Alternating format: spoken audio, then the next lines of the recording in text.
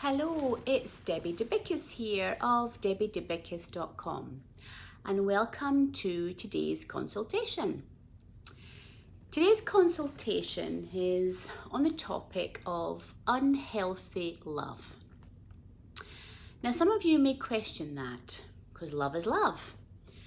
But believe me, I've worked with many couples through my life as a hypnotherapist. And when they come to me, they are displaying unhealthy behaviours towards each other. And they love each other in the way that they know how to love each other, but it's causing pain. And in the hypnotherapy world, love is love. Love and pain can't share the same space. So I'm going to give you a few examples of what I mean by behaviours to unhealthy love. And the first behaviour I'm going to mention is the one that you may recognise being the pull and push relationship. Now, this is a very common phrase that perhaps many of you have heard, and you might be seeing yourself as living now through this pull and push relationship with your partner.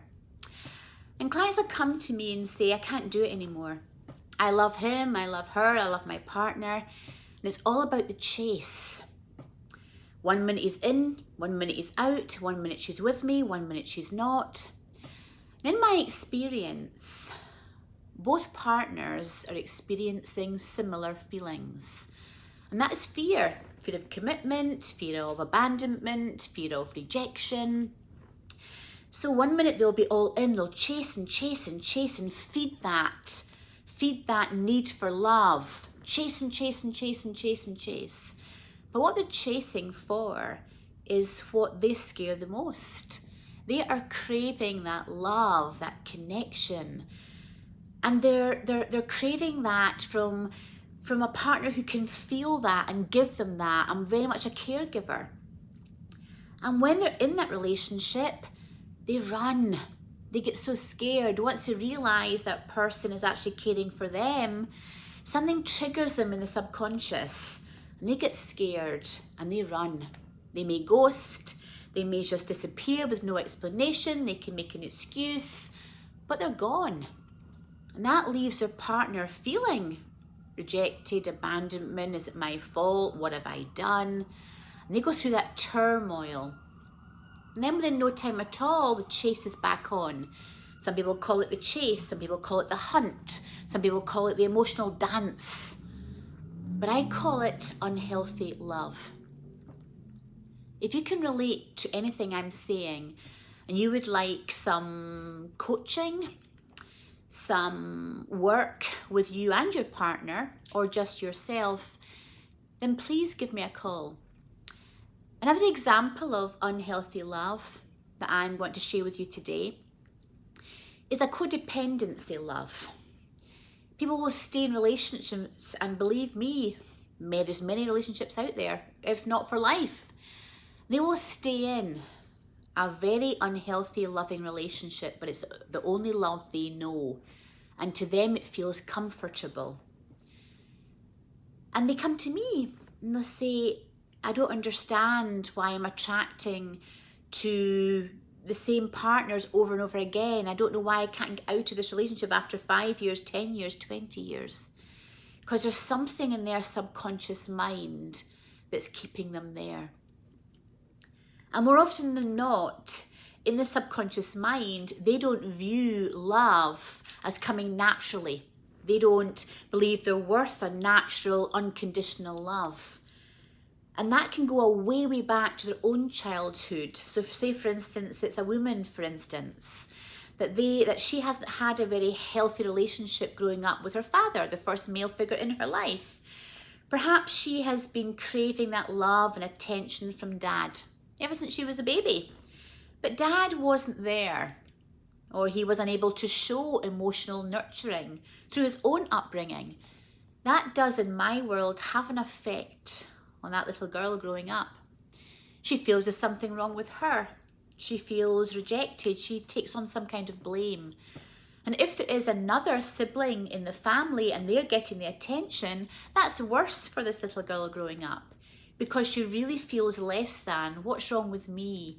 Why can't I have this? Why can't I be played with from dad? And that has a really, really damaging effect on the emotional stability, the emotional feelings, emotional nurturing of that little girl. And how it plays out later on in life is perhaps a partner comes into her life that is there to show her love and to show her affection, and she doesn't accept it. She can't accept it. She doesn't know what it is. She doesn't feel this is right, because the love that she is craving and wanting is the love that she believes she has to work for. She has to do things for. And perhaps this little girl that's grown up to be this woman will attract partners into her life, for instance, that are emotionally unavailable. They too are emotionally shut down.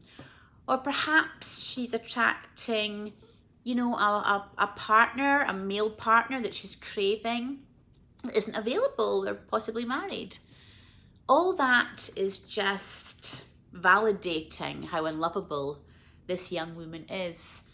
But that's not true. So she may hold on to a crumb of love, and that's enough. Or she may work harder and do more, and the pleaser and the doer and the giver, to have that more sense of love. And it doesn't come. It doesn't come, because the love that she needs to find is the love within herself. That's true love.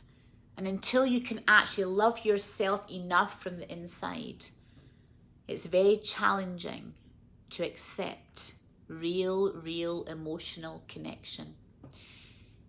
If you can relate to anything that I'm saying, I've just given you a couple of examples of, in my world, it's unhealthy love. But again, it's the love that you believe subconsciously is a comfort to you. An example again of unhealthy love is, I'll have a couple come to me and say, I don't understand, I want to get close to Sally. And the closer I get to Sally, her wall comes up. So Harry feels that he's done something wrong and she doesn't love Harry. So he'll kind of pull back. And then Sally will say, he's pulling back and I'll get scared, and what can I do? And in a way, it's the chase again, it's the dance again, it's the pull and push again.